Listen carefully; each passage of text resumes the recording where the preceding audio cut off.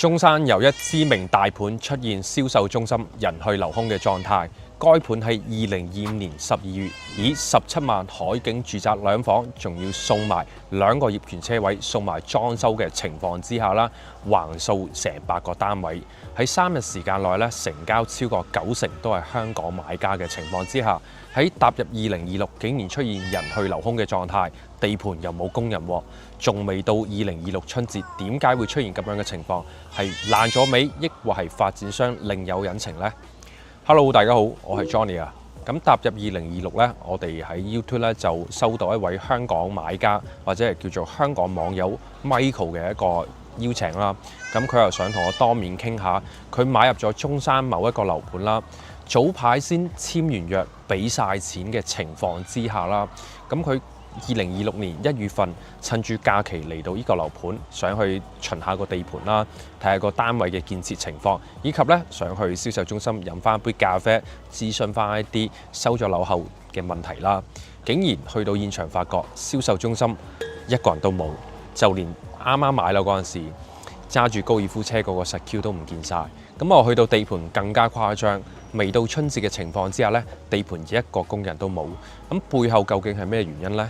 跟住我哋今日條影片嘅 topic 亦都會同大家順便講埋2026年中山嘅樓花盤仲買唔買得過呢？咁啊，如果你覺得我哋呢條影片係有營養有內容嘅情況之下，記得 like 翻我哋個 channel。而家呢，我哋就先採訪下呢位事主，我哋嘅買家 Michael。咁我身邊呢位嘉賓呢，就係我哋香港嘅買家啦，阿 Michael。Michael 你好啊。你好啊 Johnny。咁我哋就正式開始錄製咯喎。好。咁首先 Michael 我要問一問啦，就係你當時咧係透過YouTube 啦，或者係一啲咩平台網絡，你了解到呢個咁靚仔咁筍嘅樓盤嘅資訊呢？其實我係有晚臨瞓覺前睇 Facebook 啦，見到呢一個17萬嘅海景樓嘅廣告啦，咁樣咯。OK， 咁我係透過 Facebook， 即係你同嗰個地產經紀或者係邊間地產公司，你知唔知道呢？其實唔係好方便透露嗰個地產名啦。OK，咁呢個清楚，即係我哋首先你係喺個 Facebook 啦，咁我以往到而家呢，都係好多香港人呢，佢會透過Facebook 呢啲貼文嘅形式去了解一個盤啦。咁你喺了解呢個盤嗰陣時呢，你有冇覺得呢，即係咁靚咁筍，點解會等住你去買？即係你有冇一個 moment 一個 timing 你諗，即係有呢個諗法喺個腦海中咁樣呢？其實有嘅，因為你講真，17萬邊買到樓啊，係咪先？咁當然其實我都係抱住一個睇下個心態嘅，因為啱好有假期啦，所以就聯絡個 agent。咁我諗住話，如果係冇呢件事嘅，咁我咪睇咗就算咯，唔買咯，咁樣咯。咁你係當時係抱住話出去望一望，了解下市場啦。咁你去到現場呢，咁事實上係咪真係有17萬啦？同埋你買咗之後，你當時係有冇覺得喺你買嘅過程中有少少嘅唔對路咁樣，諸如此類？其實有嘅，因為當其時我同個 agent 睇完樓之後，咁跟住落到去售樓處去計嗰個價錢啦。咁其實佢呢個17萬就真係唔係17萬嚟嘅，其實係37萬起嘅，因為呢，佢仲要冚咗2個車位入去啊嘛。咁但係呢，點講，當時個氣氛好爆啦，因為個個都衝住17萬嘅海景樓過嚟睇啦，現場好多人啦咁樣。但係咁所以話有少少俾嗰個環境影響咯。跟住你慢慢就會覺得其實就算係37萬起嘅海景樓，因為3房啊嘛，其實都夠大啦，係嘛？又靚喎個 view，唔係30幾萬，其實都唔係話好貴啫，咁就博取啦咁樣。咁你當時啦，你即係買入呢個呢，你有冇話諗過做上會？因為而家好多香港人呢，十居其八啦。即係唔係話冇錢，而係佢哋認為喺香港咧做一啲其他投資，留翻啲現金會好啲。咁買層大陸樓，息口低，慢慢供。咁你當時有冇諗過做上會啊？因為發展商係唔俾你上會噶嘛。有嘅，因為其實佢計完個價錢之後，第一時間問佢係可唔可以上會嘅。因為我平時都有睇開內地樓啦，好多樓都係可以做上會噶嘛。咁其實你睇我嘅打扮都知道我其實唔係話好有年紀嗰種嘅，咁其實我都係年青人嚟嘅。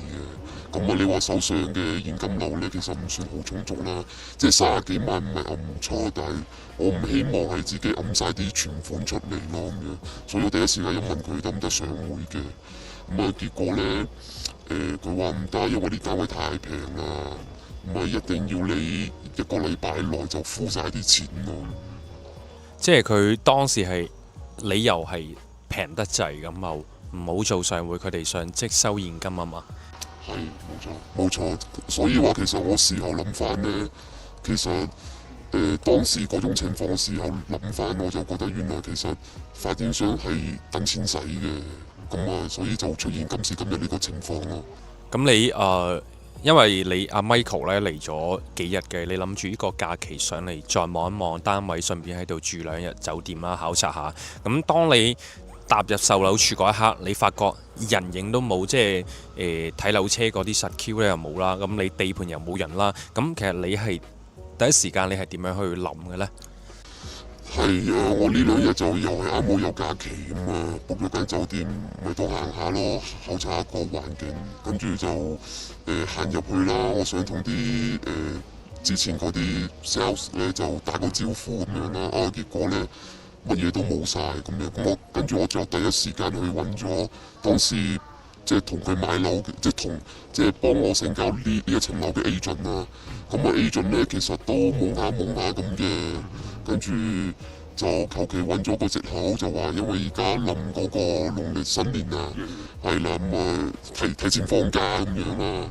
但係我喺度諗提前放假冇理由㗎，仲有成個零月。跟住嘅話就後尾就揾咗幾個係 YouTube 嘅嗰啲 KOL 啦，包括係你啦去問究竟係咩回事。咁後來而家先知已經係捲錢走佬啦。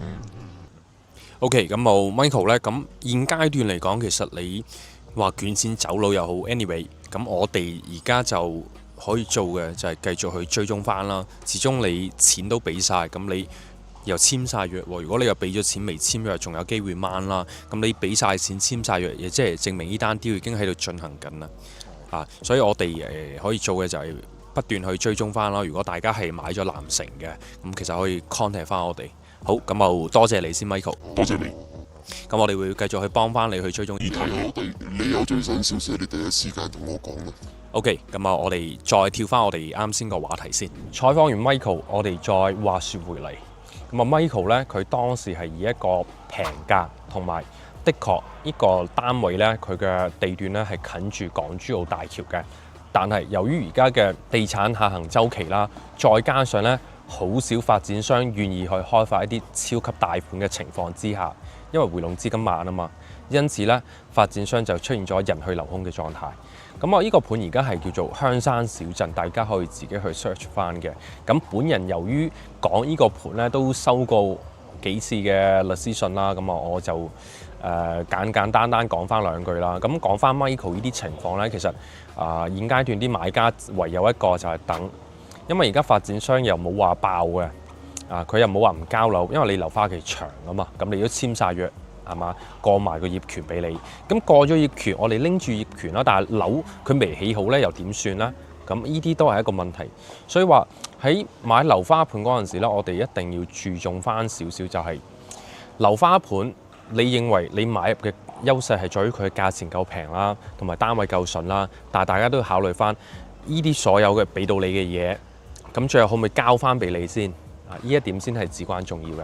同埋香港人切記喺內地嚟講呢，你買樓花盤唔似香港咁，俾個大訂跟住可以選擇建築期供或者係收樓時再供，冇呢啲説法嘅。買樓呢，你要即刻敷晒俾發展嘅，即使你話我同銀行借啊嘛 ，OK， 你要即刻就要同銀行借，跟住銀行通過你嘅借貸批錢俾發展商。其實你無形中都係俾晒錢發展商嘅，咁呢個樓花期嘅風險性呢，就要買家承擔。咁同香港啲玩法嚟講就會有少少出入嘅。香港嚟講呢，佢可能你可以選擇保障翻自己啦，但係你可能你個價錢就會貴少少啦。但係你可能話我唔保障自己啊，我認為呢個係信得過嘅發展，信得過嘅咁樣嘅情況呢，我就要多啲價錢上嘅優勢，得唔得呢？都得嘅。但喺內地目前嚟講就冇咁多新嘅衍生出嚟嘅玩法啦，呢個都係重中之重嘅。咁加上呢，而家嘅第四代住宅嚟講呢，佢嘅樓花期都長達12到18個月嘅情況之下呢，好多客人呢，佢都會考慮緊喺中山買第四代，咁到時候會唔會收咗樓即收樓就即刻跌價呢？因為喺2025年年尾啦，中山政府係連拍11笪地，呢11笪地呢，最高嘅樓面價都唔超過1000蚊咁樣嘅情況下呢，好多人就會話：哇，2026咁啊，到時候第四代咪仲加多盤出嚟，咁到時候會唔會又造成呢市場供應太多，咁需求太少嘅情況，咁導致翻個樓價下跌呢？咁呢啲所有嘅一切啦，我認為啦。有待考驗。咁今日條片我哋就唔展開講咁多啦。喂，有興趣嘅朋友，我嚟緊呢會再開多幾期啦，專門去研究翻所謂嘅第四代住宅啦，同埋會唔會有第五代住宅、第六代住宅嘅出現呢？會唔會對樓價造成一啲影響呢？咁會唔會衝擊到你嘅未來嘅單位嘅保值率呢？咁呢一啲所有嘅嘢，大家記得追蹤翻我哋嘅 channel。影片嘅最後記得 like 翻我哋，同埋記得 CLSS。如果大家想睇我開展講翻啲第四代住宅同埋樓花值唔值得買啲相關嘅 topic 呢，可以喺下邊留言區呢評論翻想睇兩個字嘅。好啦，我哋下一期再見啦，拜拜。